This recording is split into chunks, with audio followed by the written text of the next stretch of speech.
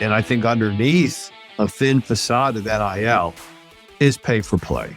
Yeah. And it's not a fair market value. There are so few players who have what I would describe as ascertainable, clear value to a commercial enterprise.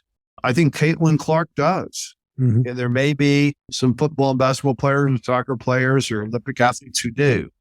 But even in the NFL and the NBA, they're few and far between. They just are. So it's hard to say what it is, but I don't think it's NIL. What would you do about it? And who's the victim?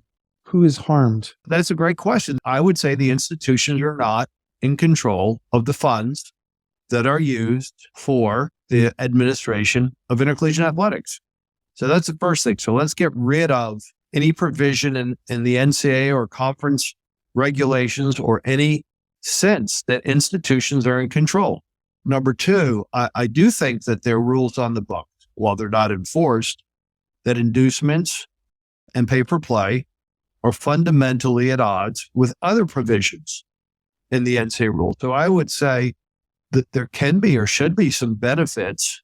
I don't know if it's pay for play. The federal government is not involved, but if the schools are involved in these arrangements, and I think they are at a certain level, either have abdicated control or some of their employees are working to make the collectives operate, then that certainly triggers Title IX. And you could say the NCAA is not insisting on compliance. And you could also say the Department of Education is not insisting on compliance with Title IX.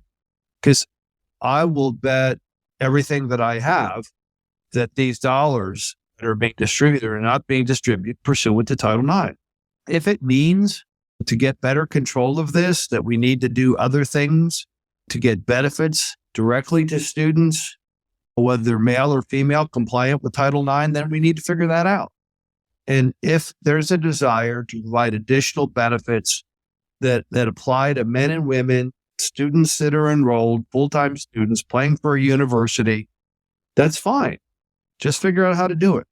And whether the resources come from boosters through the university, or whether they come through the media dollar through the university, or whether they come through an endowment through the university.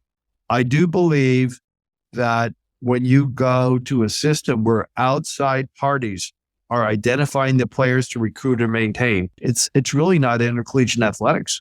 It's a group of boosters accountable to no one, determining who's on the field.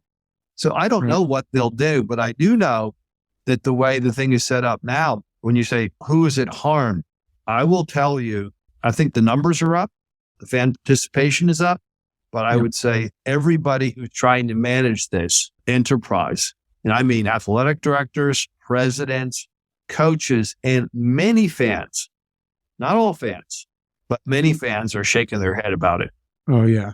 Well, I do agree with you, but I do think a lot of people predicted, this will be the end of college athletics. Pay these kids, not amateurs anymore. College athletics has got a lot of cultural momentum, and maybe it won't affect it one iota. But we don't know yet what the impact is on Title IX.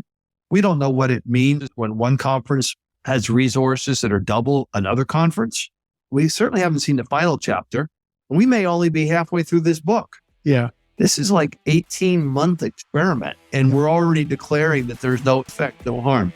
I would say, let's have another conversation in 60 months and see where we are.